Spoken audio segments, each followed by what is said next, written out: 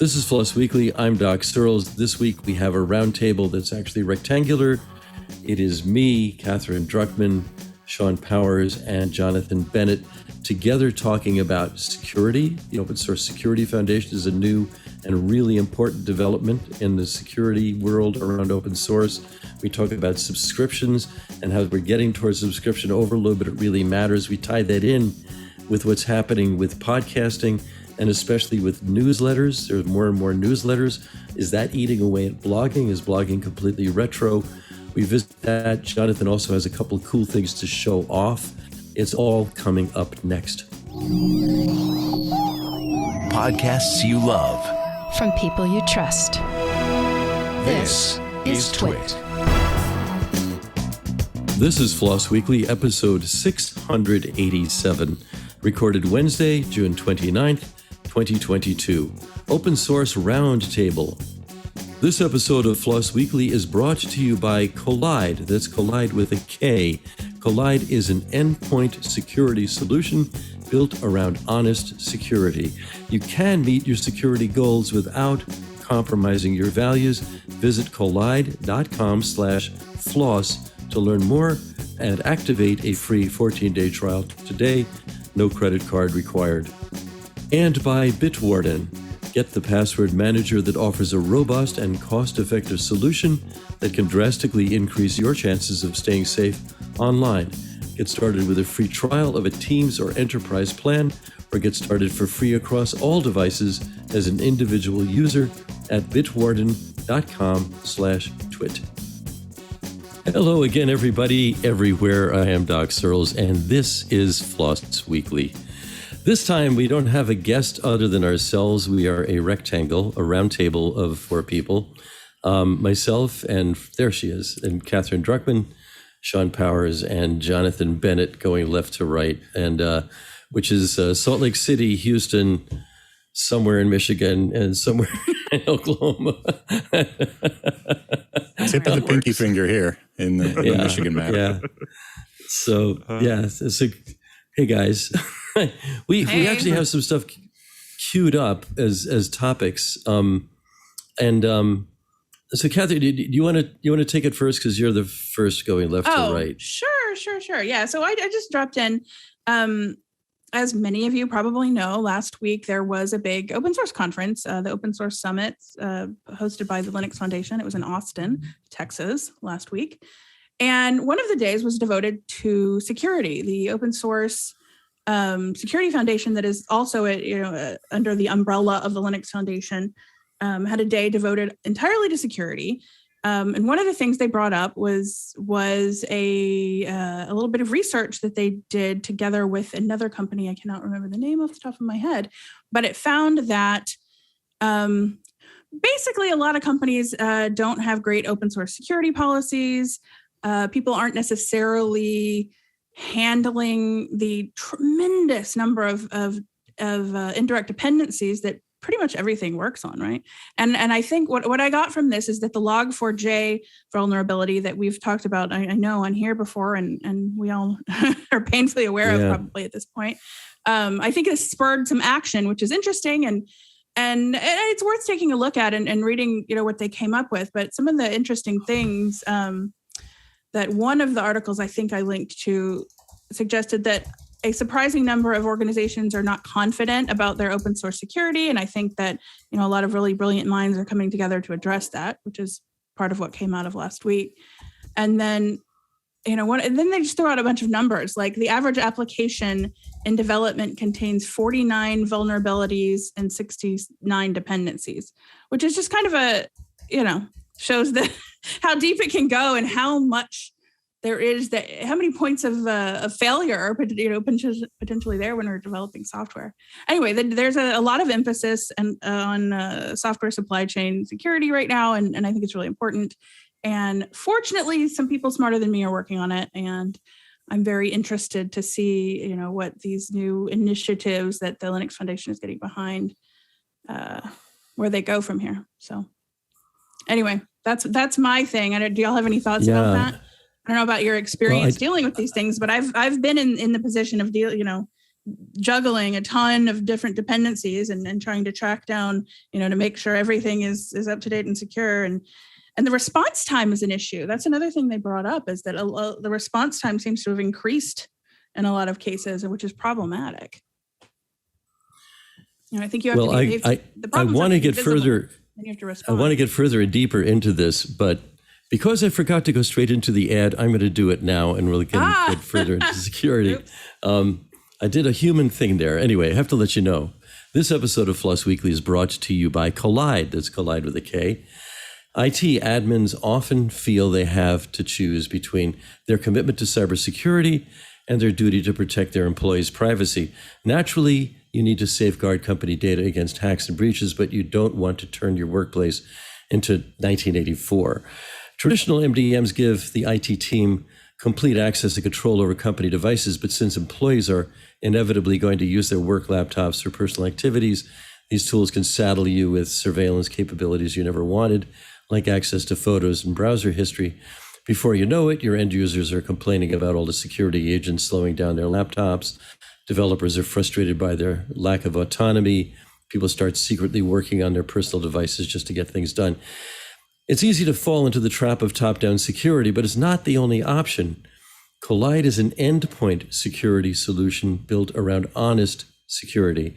Their philosophy is that employees aren't your biggest security risk, they're your biggest allies, and your relationship with them should be based on transparency and informed consent. Collide works by notifying your employees of security issues via Slack, educating them on why they're important, and giving them step-by-step instructions on how to resolve them themselves. For IT and security teams, Collide provides the right level of visibility for Mac, Windows, and Linux devices, and it addresses high-risk issues that can't be solved through brute force or automation. What's more, your end users can see exactly why and how every piece of data is being collected via Collide's User Privacy Center and their open source code base. You can meet your security goals without compromising your values. Visit collide.com/floss to find out how. If you follow that link, they'll hook you up with a goodie bag just for activating a free trial. That's KOLIDE.com/floss. Okay, we're back on the security topic here. And I just learned that Brian Behlendorf has been on the show before. He's with Hyperledger, major contributor to the original Apache code, is now working with that corner of the Linux Foundation. Yep. So was he there at the thing? We're going to have him back on the show. Yes, I believe he made a lot of these announcements. You should definitely have him back on the show. Yeah, he reached out, actually. He wants to come back on the show. So wanted to bring that up. Any other thoughts on those other guys? Yeah, I'll jump in. This is an interesting thing in open source. When you talk particularly about dependencies, there's kind of three big broad categories that this problem falls into. And so you've got, on one hand, you've got like Java programs where, it may all be open source, but there's a bunch of libraries that get baked into the jar file, distributed with, the distribution.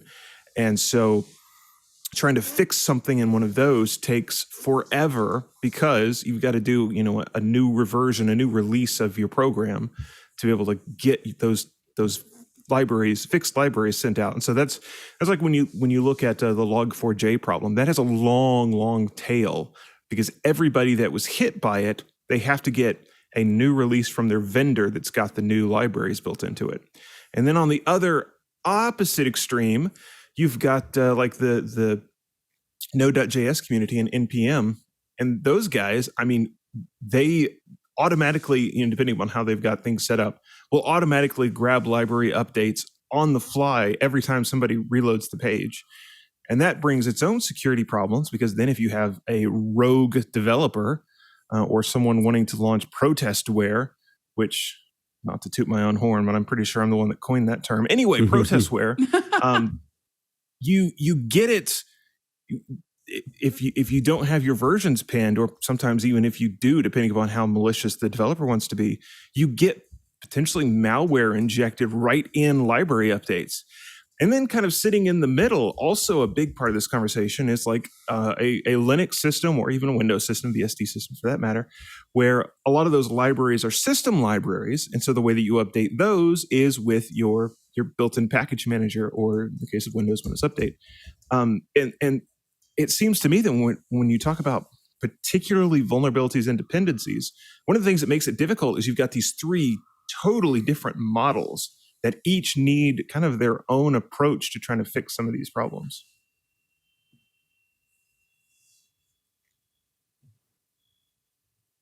So another aspect of this too. Yeah, Shawn has things to say, maybe not intelligent things to say. So I am not a security expert, right? I mean, I think about security, but it's not my forte. And I find that often when I'm writing code, that when I think about security first, which is important, it tends to squelch my innovation, which sounds stupid, I know. But I think that it's great to have a team working on things, because somebody else is going to have a better eye or thought process for security. And, I've written a lot of code that I use internally, because if it were ever exposed to the internet, everything that I do would just fall apart. I have absolutely no concept or I'm not fooling myself into thinking it's well-designed code, but it does amazing things. And so there's certainly the issue of upstream and libraries and stuff like that, but there's also even just the, one developer cannot be amazing at all things, especially if that developer lives in my body. And teams are really great for that. And so I think that a lot of times a one-person show when it comes to an open source project, or any project, but a lot of open source projects can be a one-person show. I think that there's sacrifices made there. And sometimes the sacrifices are in security, sometimes the sacrifices are in innovation or, UI. I mean, it's tough to do something well with one person. And it's kind of against the whole idea of open source, right? I mean, we want to use everybody's abilities and share and be better and live in a circle and all those things. Yeah. I think even, Shawn, I kind of feel like those things in mind. Oh, sorry. Even with those things in mind, though, I mean, even, the best teams from the best organizations, it's tough to even kind of have a constant mental picture of all of many dependencies that any piece of software is running with. I think that's the struggle, is just bringing awareness, reminding people, hey, you have way more dependencies than even you quite realize. I think that's half the battle. I also think that people like myself assume that other developers are much better than they are. And I have a really close friend of mine. Yeah, a really close friend of mine who's been a developer like his whole career. He said, look, if it compiles and it does what it needs to do, that's the bulk of all programs. I'm like, oh, that's unsettling. Shawn, I feel like you're ahead of the curve by realizing this. These two ideas that a single programmer is probably not going to be able to write perfect code the first time, and without a team, or that is, and the other thing that you mentioned is trying to make something secure means that you don't have a whole lot of room to innovate, and this is not just a problem in open source. I covered a story where this smart hot tub, Jacuzzi and some other companies decided that they wanted to make a Internet of Things hot tub. And, like we always say, the S in IoT stands for security. And essentially what they did is... that, but that's good. Yeah, that's pretty good. Awesome. So what they did is they wrote a admin web page that anybody could get to. And of course, when you go to log into it, it says, hey, you're not validated to see this. But the guy that discovered this vulnerability, he realized there was also a quick flash of data before that pops up. And he got to digging into it, and all of the, the checking for, are you an admin? Are you allowed to see this data? All of that authorization stuff all happened on the client side rather than the server side. It was just a totally broken model. So I kind of have this theory that if you want to write code that is both innovative and secure, you have to write it twice. And you actually see that in a lot of different projects. They'll write something really, really cool that does something really innovative, but the security model will be totally broken. And they have to go back and essentially rewrite the entire project to make it secure.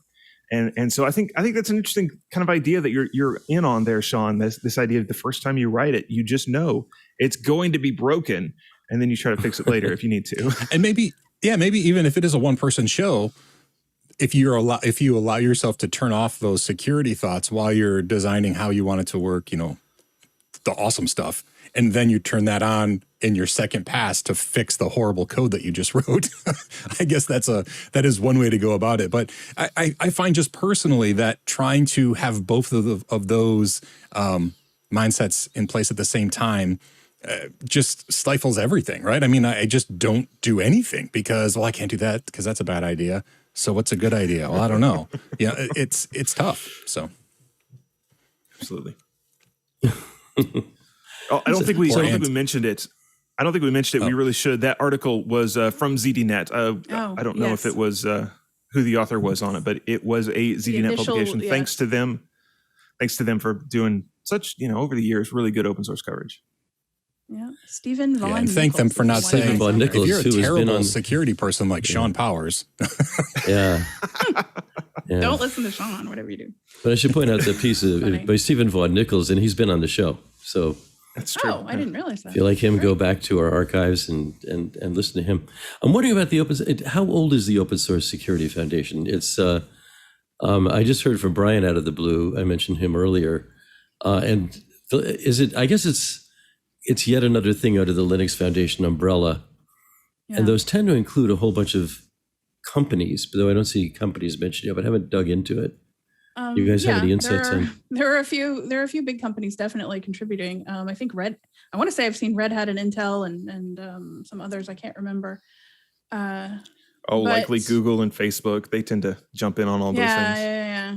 But as far as how long it's been around, I actually don't know. That is since the beginning question. Of its the director of OWASP is on their board. That's great. Yeah. That's cool. So, but the important thing is it's an important issue that needs to be addressed, and they're addressing it. So there you go. I had this observation now that it seems like I'm now subscribing to more and more newsletters the same way I used to subscribe to more and more RSS feeds. And of course, the newsletters themselves, in some cases, do have RSS feeds as well. And most of those are Substack. So Substack has become like the alpha platform for newsletters, which must make Medium feel real happy because it resembles it in a lot of ways.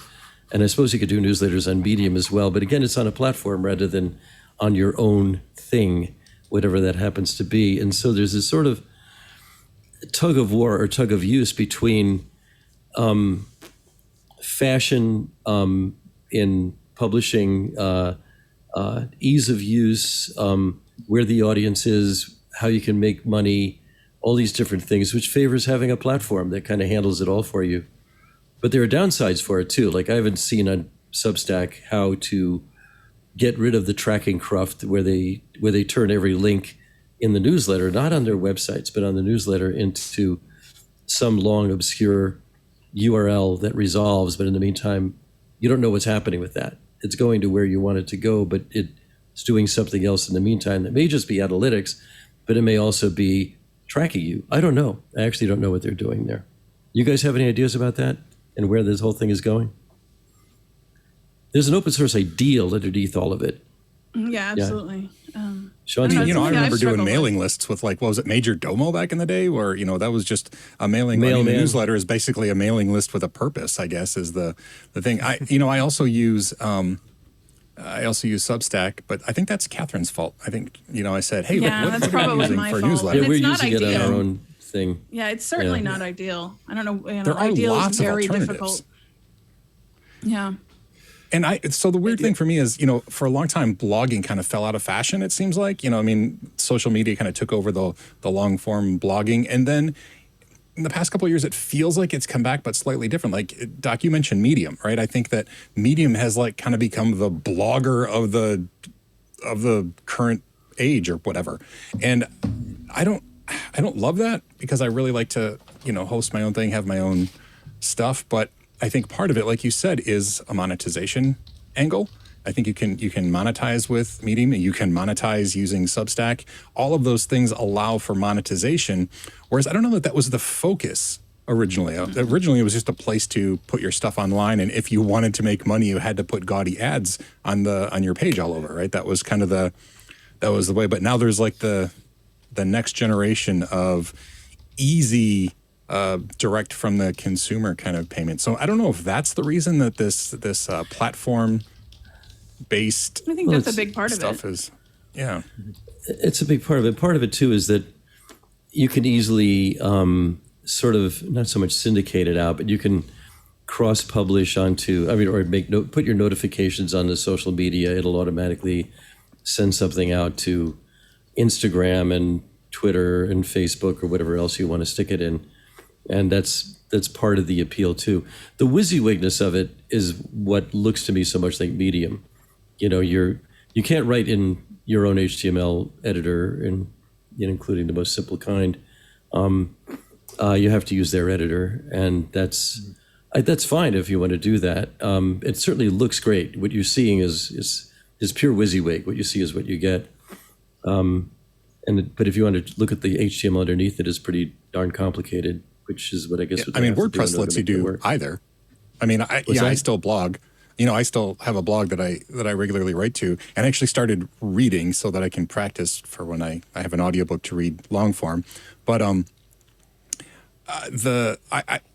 not in love with the GUI editing interface, but it does have the option where you can go to straight up HTML if that's your jam. Substack has that? WordPress though. No, WordPress does. WordPress. Yeah, I was going to say, I'm Substack. used to that with WordPress. You just go back and forth between visual and text. And it's possible to just turn WordPress into a newsletter. There's you can just send out an email of the post. And so I really think that there must be the ability to just have somebody else manage everything. That's the advantage of having a platform like Substack, or there's many others. There's tons of newsletter options out there. Review, I was about to kind of go to review for the one that I want to start, because the markup, which is run by Julia Angwin, who's a real big privacy researcher, used to be with the Wall Street Journal and other places. And they went with Review a couple of years ago for their newsletter because Review had the option to do no tracking whatsoever, and it was right up front. That's now part of Twitter. So Twitter bought them and is part of some other Twitter platform. And that's a risk with some of these things. They get bought by somebody, and then all of a sudden it's all different. So it's sort of the risk of, and then you're putting your trust in some. That's why some of us are such self-hosting fans. But I also struggle trying to figure out what goes where. I've settled on, and I haven't made it perfectly successful yet. But I think that it's a gray line between what is a blog post and what is a newsletter. And for me personally, like, a newsletter is a great way to compile best of from different areas. Like, for example, I do YouTube videos, and I do silly things on Twitter, and I blog, and I make Kool-Aid and post TikToks of it. And I think for me, a newsletter has to be like, okay, nobody has all the time or insanity enough to follow everything I do. So here's some of the things that are most weird, and send out a newsletter. It's almost like a summary of the past month or however often it is. And that's the best I can do is, for myself, is to differentiate what a blog versus a newsletter is. And Ant has something. I'd love to hear what he has to say. He wants to chime in. Yeah, I think with newsletters, they're basically something that you send out to highlight what has happened with the products that you're creating, whether it's blogs, whether it's videos, things like that. So, hey, this is my newsletter for this week to let you know that I posted 3 times about this, or I posted twice about that, yada, yada, yada. Here they all are, just in case you didn't see them when I published them live, if you will. That's my 2 cents. I think think that's how I always thought of it, but I think recently Substack in particular that Doc mentioned has this sense of, and they position themselves that way. They have it as a long form writing platform.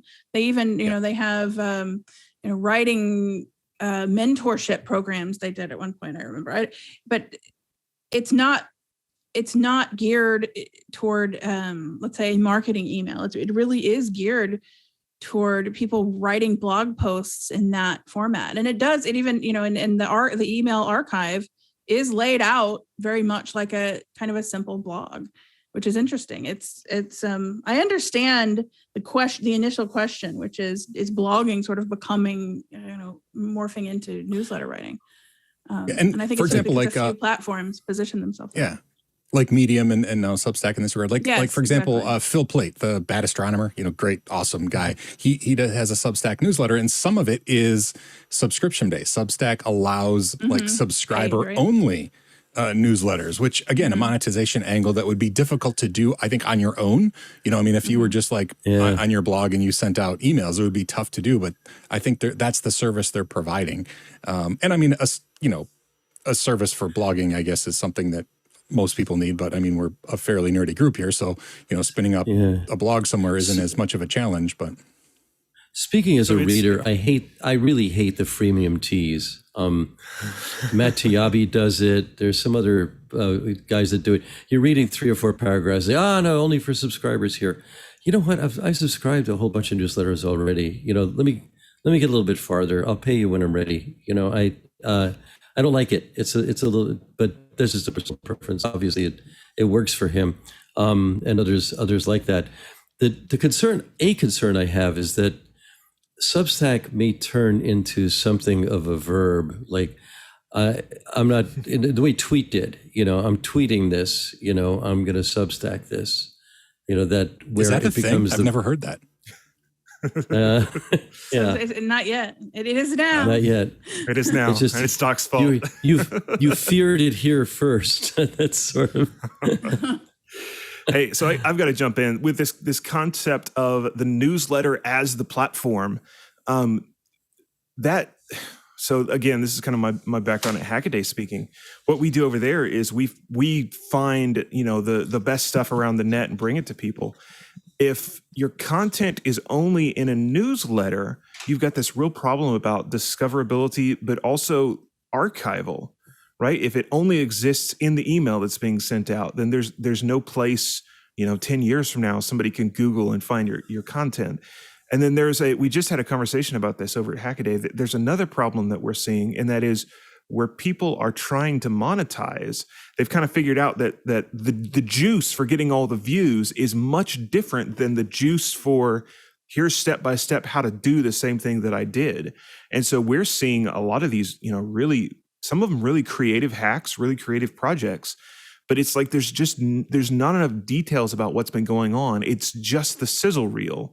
And it's kind of this hidden downside of the way monetization right now works. So there's some of these things that I think as the internet community of hackers and open source evangelists and enthusiasts, we're kind of trying to figure out still.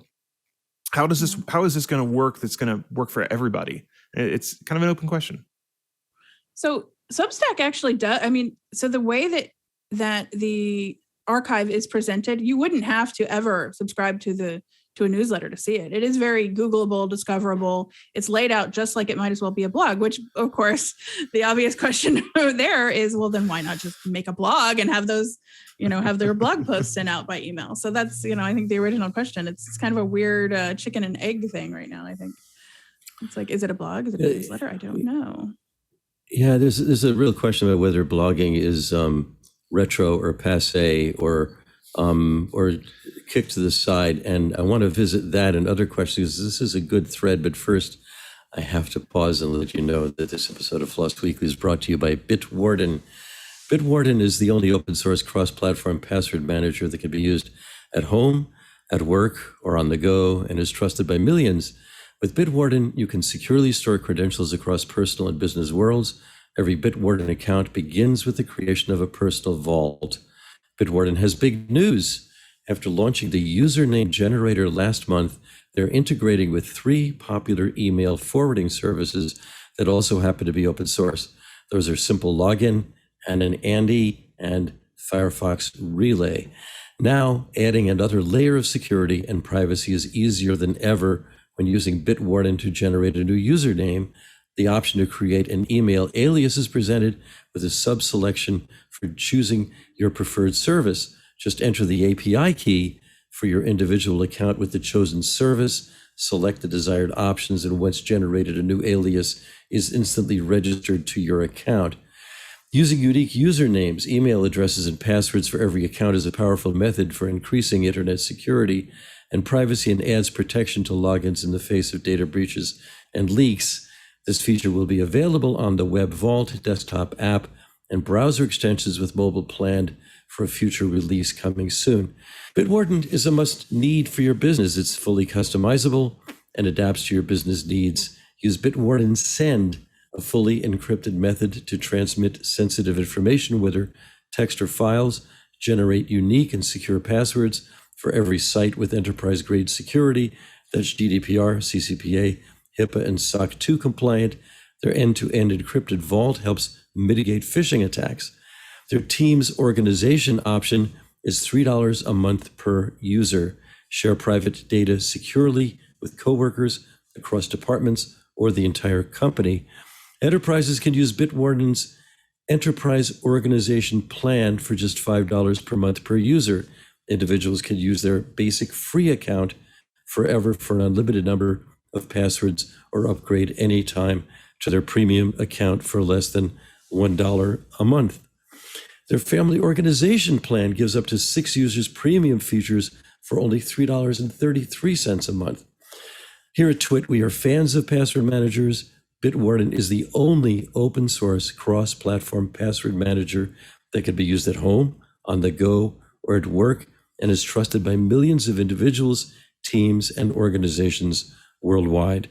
Get started with a free trial of a Teams or Enterprise plan, or get started for free across all devices as an individual user at bitwarden.com/twit. That's bitwarden.com/twit.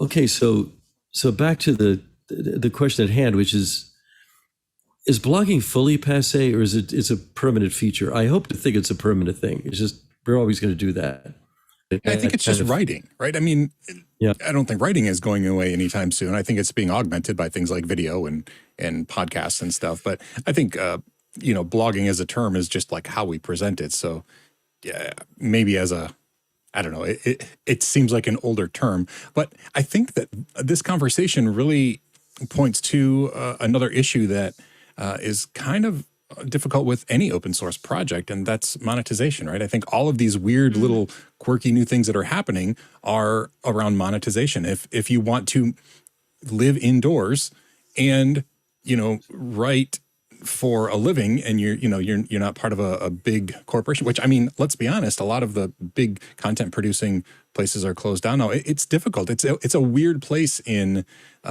creator timeline world, whatever, to figure out how to monetize. Yeah. See, I'm so eloquent. This is why I do a lot of post editing.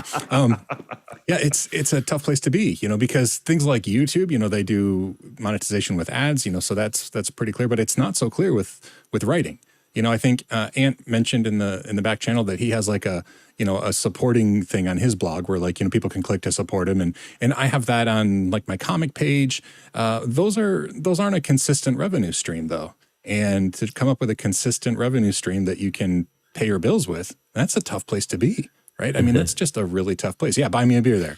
And it's weird because I put a beer in a box and shipped it and it spilled and he just got this soggy cardboard. I like the buy me a beer. That's perfect. That's great. But yeah, monetization is an issue, and with open source projects, and now with this too. Well, this is people are going to Patreon. Way back when.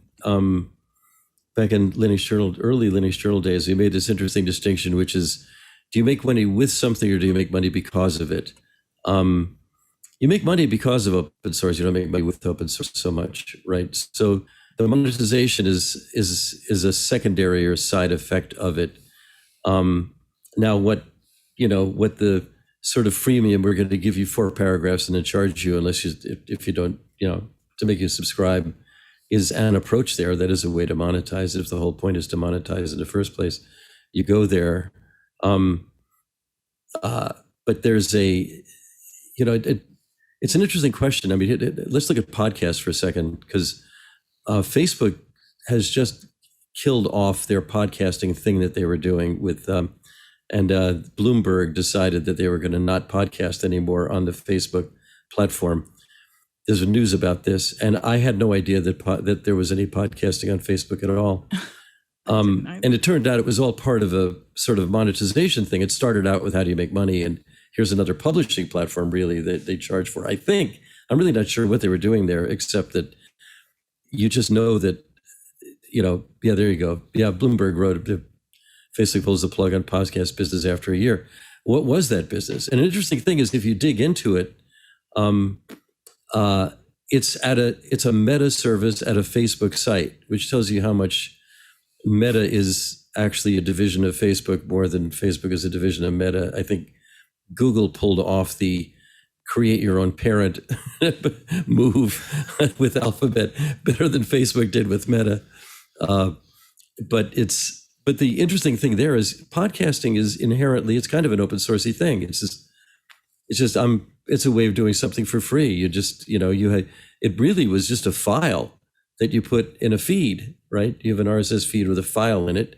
It's an audio file. That's all it was. It was super, super, super simple.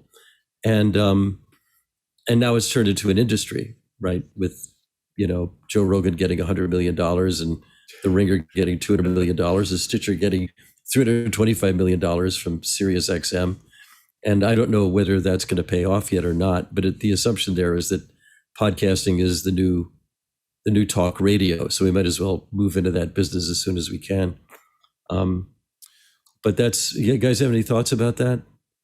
What's happened in the, is podcasting? Yeah, I only make for that? half of what Joe Rogan does on my podcast, and it's still enough for me.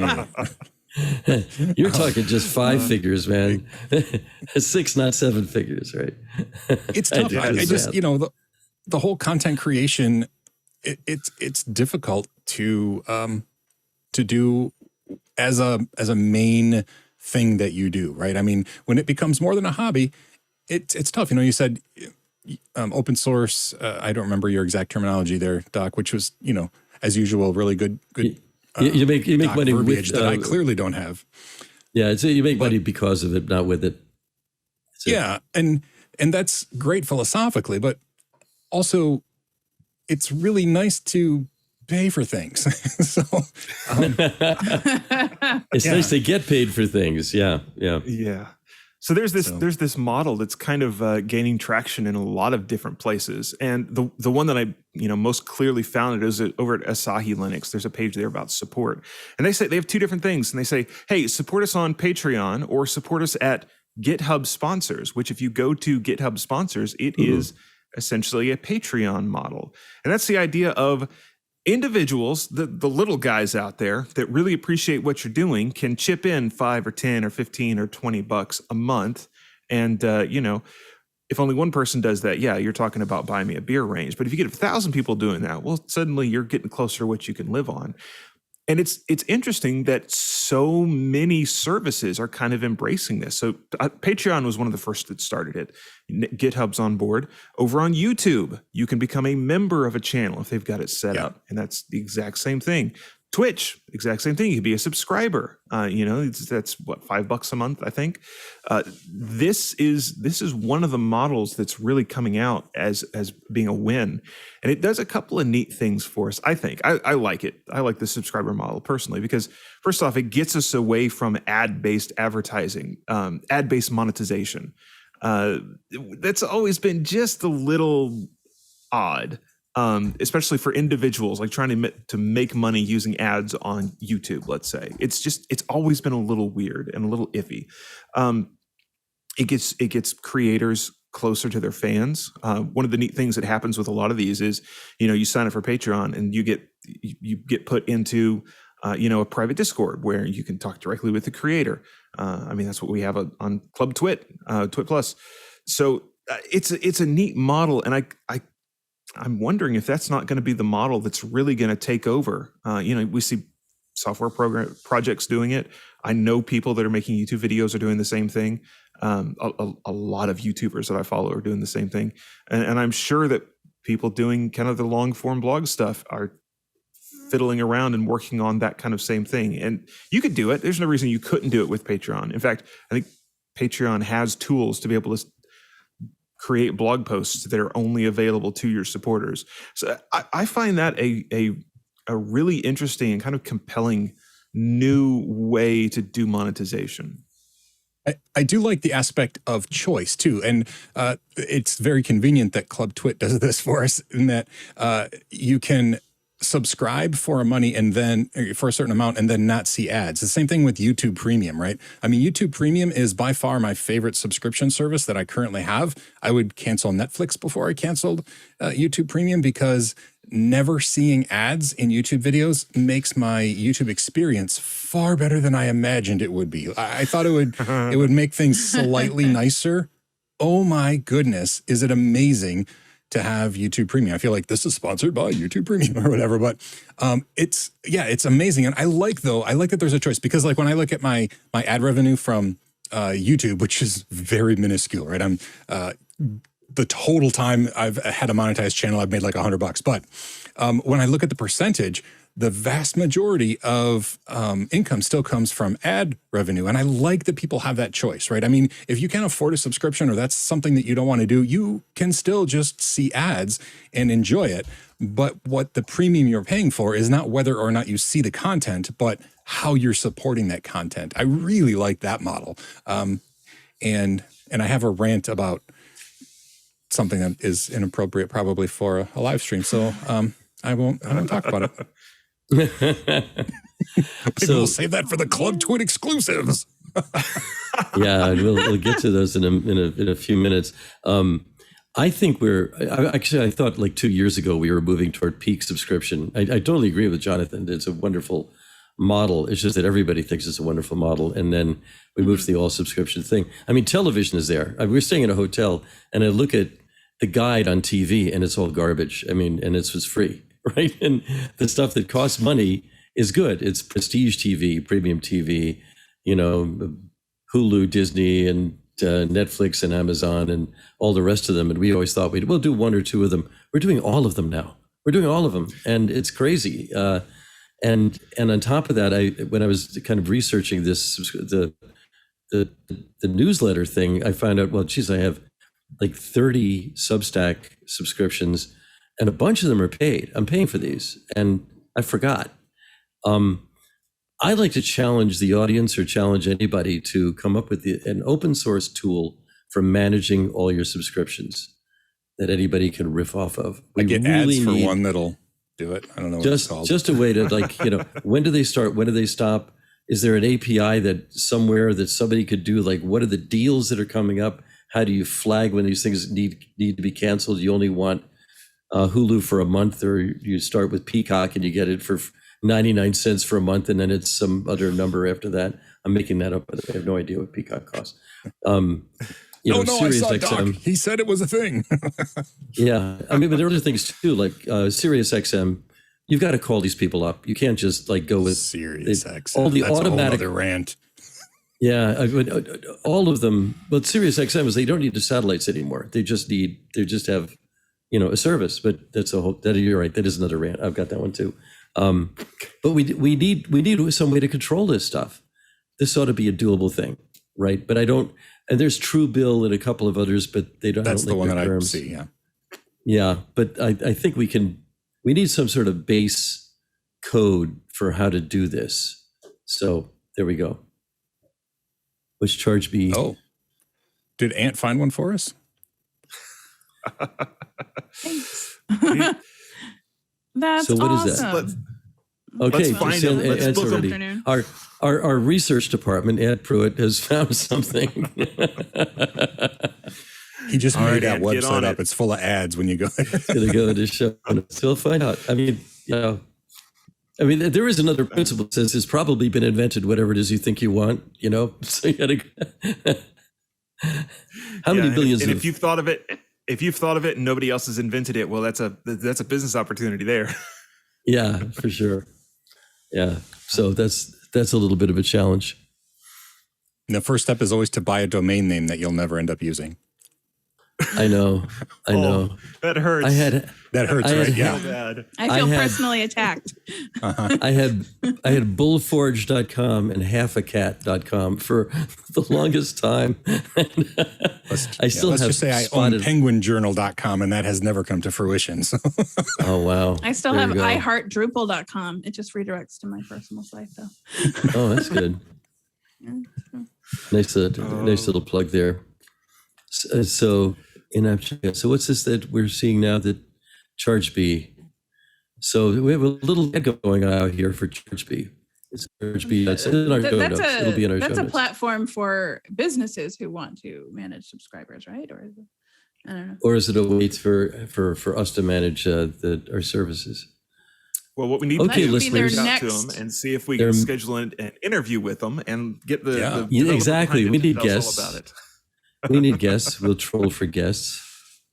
And they'll come on for the first 10 minutes of the podcast, and then they'll charge us if we want to have them talk for more than the first 10 minutes.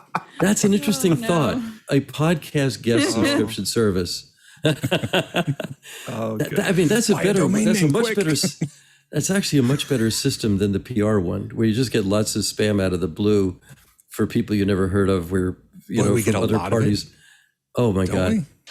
Oh yeah, we get a lot of it. Yeah. And because their email is out there, and people send us stuff that has nothing to do with open source or whatever. I do to the credit of the smart PR people out there. We do get some good ones, so I don't want to knock them entirely, but that is an interesting, weird thought, isn't it? That you have one kind of master, really smart PR person out there that does nothing but recognize that many podcasts need guests, and just charge for. I'll find them for you. There's like a finder's fee for getting appropriate guests for your podcast. Organizations. Hey Doc, what is a subscription service that you think is awesome? Or no, how about Jonathan? What do you think is a great subscription service?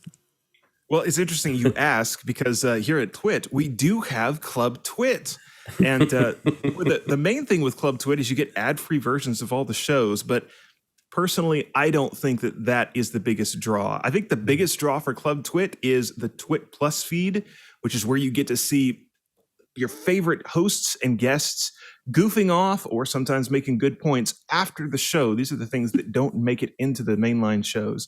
You get the TWiT Plus feed. But the other thing that you get access to the Discord, of course, but you get a couple of shows that only exist for Club TWiT members.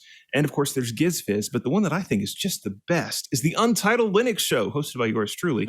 And I just have to say, everybody out there listening to Floss, you would love ULS, the Untitled Linux Show. So go make sure, get on Club TWiT and subscribe to it. Go grab our feed. We're looking to pump our numbers up, but we have a great time. It goes live every Saturday. So sign up to Club TWiT. It's just $7 a month. Head over to twit.tv/clubtwit and join today. We thank you for your support. There will probably be a rant from Shawn Powers on an upcoming thing, because I'm waiting. It makes me want to go sign up. Do we have a couple of minutes? I can show off a couple of devices. I have these. I have them ready, and I think they'll be interesting for folks. Yeah. All right. So I've got two different things here. This one is not mine, but it is the Valve Steam Deck, which ships with Linux on it, Arch Linux. It's customized a bit by Valve. Neat little device. I'm not going to do a full review. We don't have time for that. Other people on TWiT have done it. Cool idea, though. And then the other thing that just came in is the HP Dev 1, HP's laptop that shipped with, of all things, Pop! OS on it. And the thing that I love about the Dev 1, so normally when you buy an OEM laptop, particularly when it comes with Windows and you want to keep Windows, it comes with so much bloatware on it. HP's this service and that service, or you get it from Dell and Dell Support Assist and all of these different things. That HP laptop is just Pop! OS. It is, from what I can tell, it is a vanilla install of Pop! OS. With like, I believe it asks for a terms of service agreement, which may also exist in Pop! OS. It had one shortcut on the desktop, and that was it. And it was just a shortcut to a web page. Beautiful experience as far as the Linux experience goes.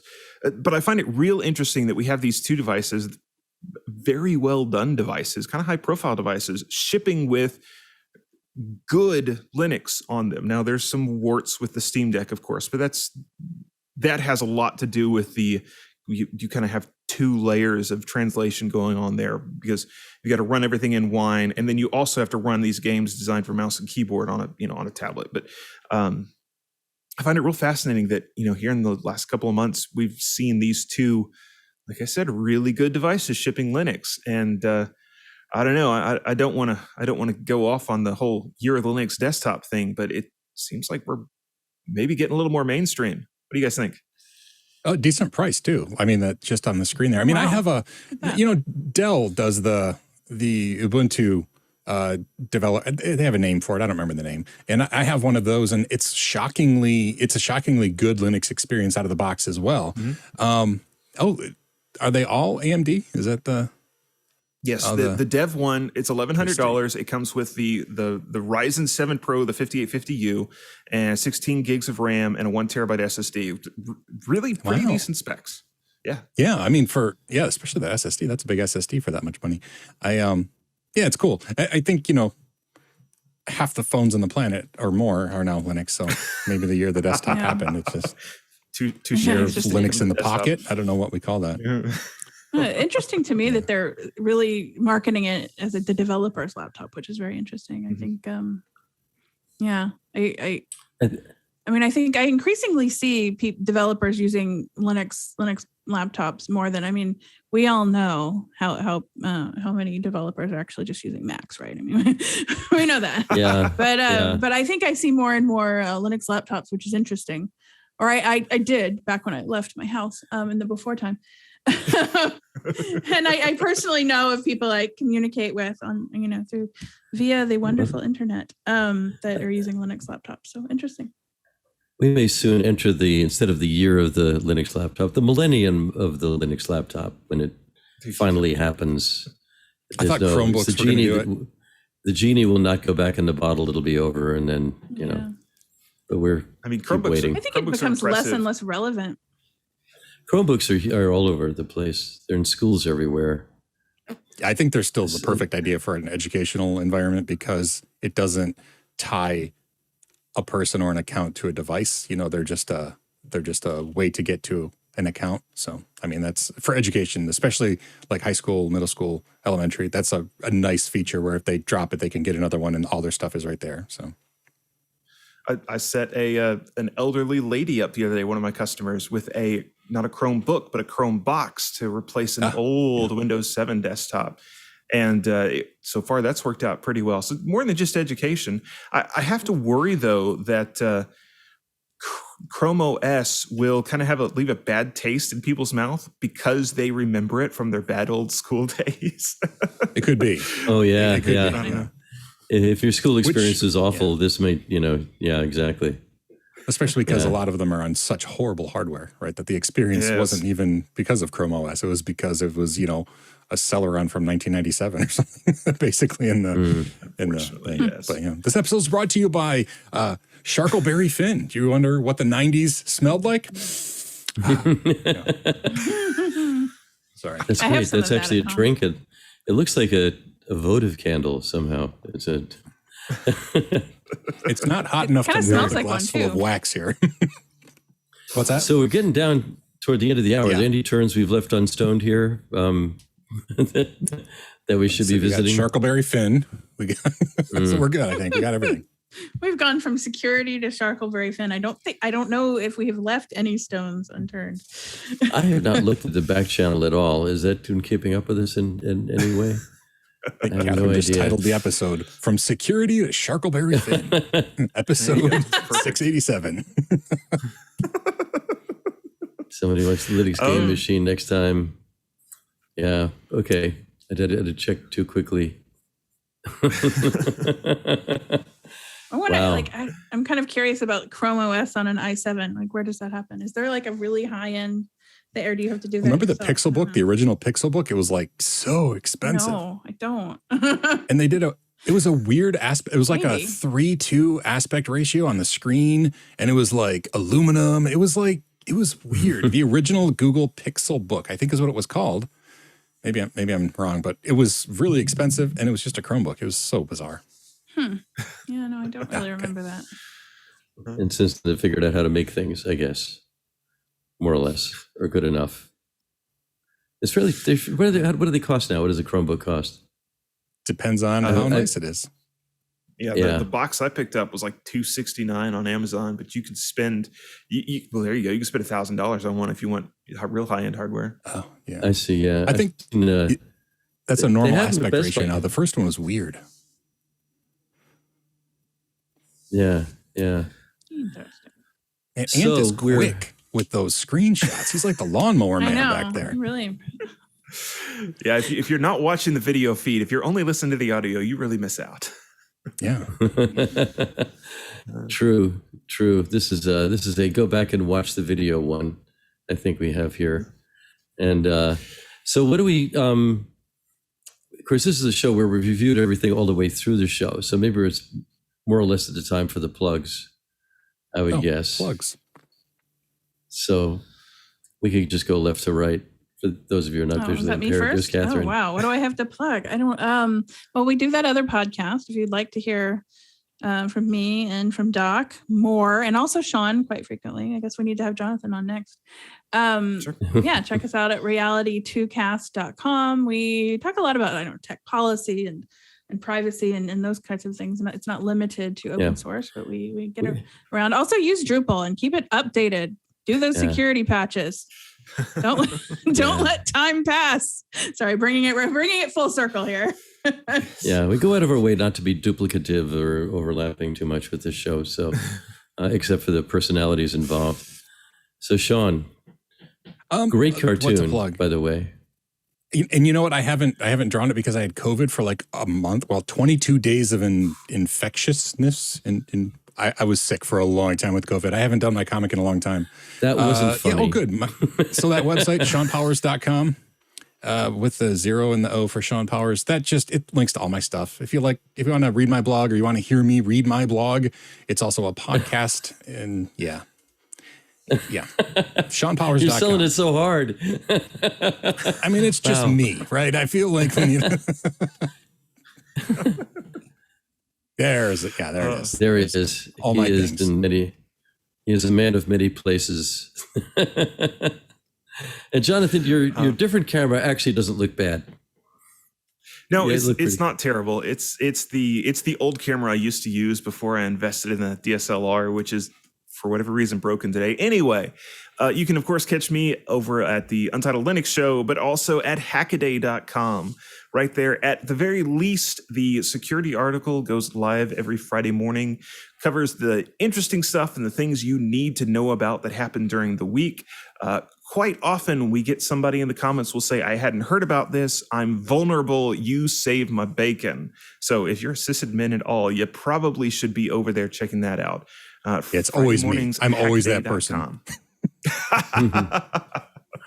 It's always Shawn. Okay, well, we need somebody else along with Shawn.